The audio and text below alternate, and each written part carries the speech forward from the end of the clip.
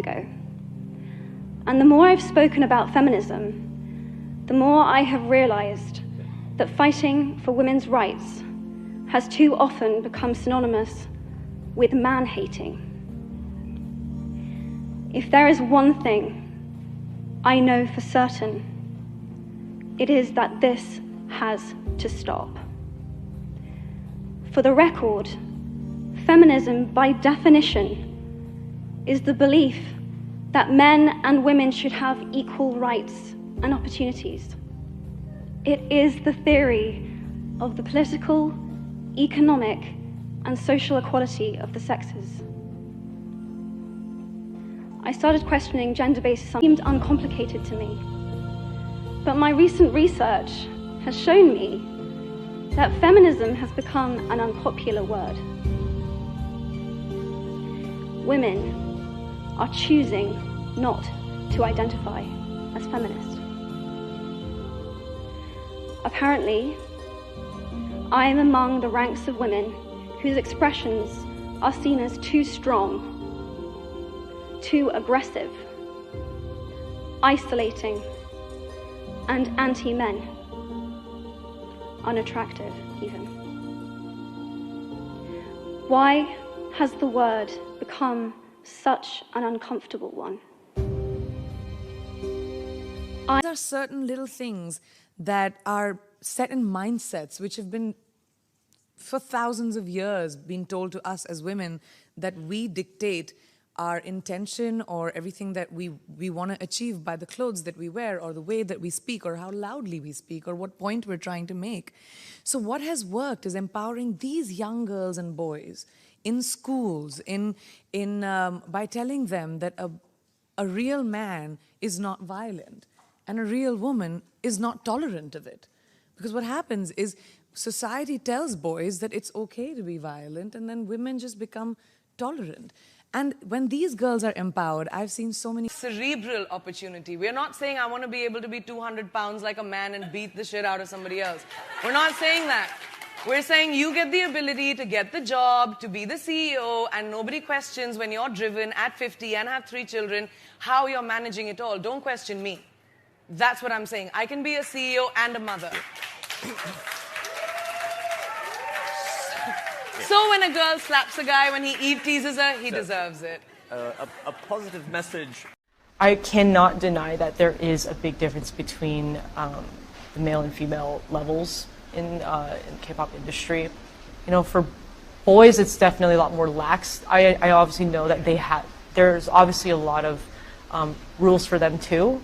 I think for women, there's a bigger emphasis on visuals and how you look.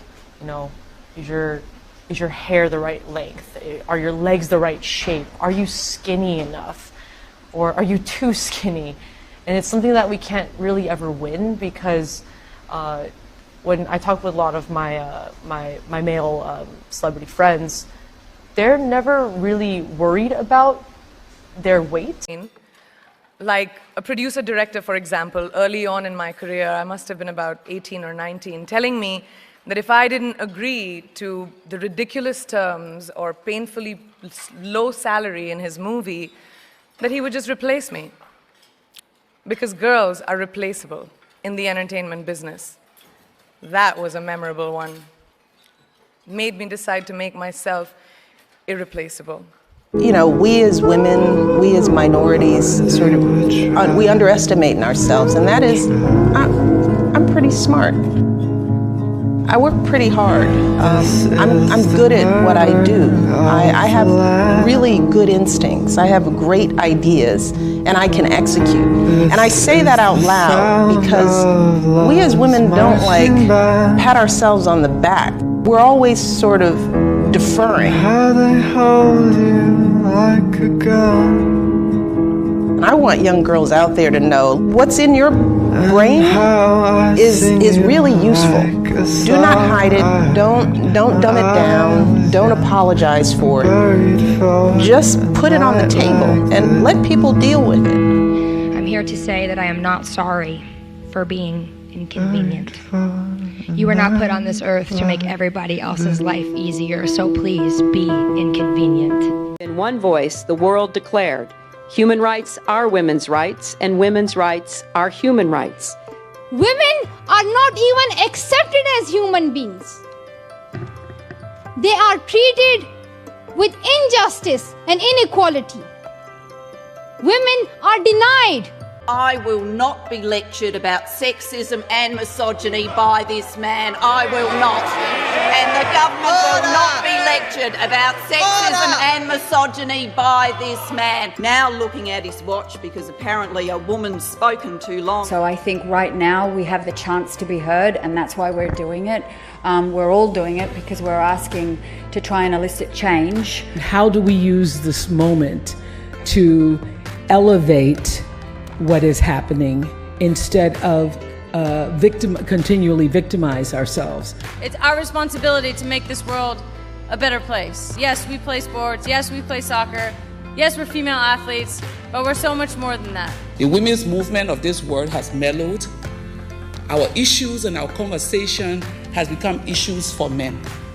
I get angry when I think about it. No woman should sit down and allow a man to speak about her reproductive rights. Until you've gone through that process, I've come from Africa to tell you you don't qualify. I just feel like women, they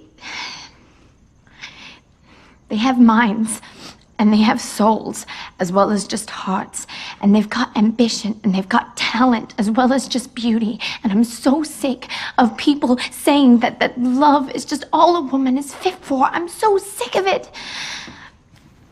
But I'm so lonely. Does anybody ever really acknowledge the good you are? No. Do you know the good you are? Do you know it?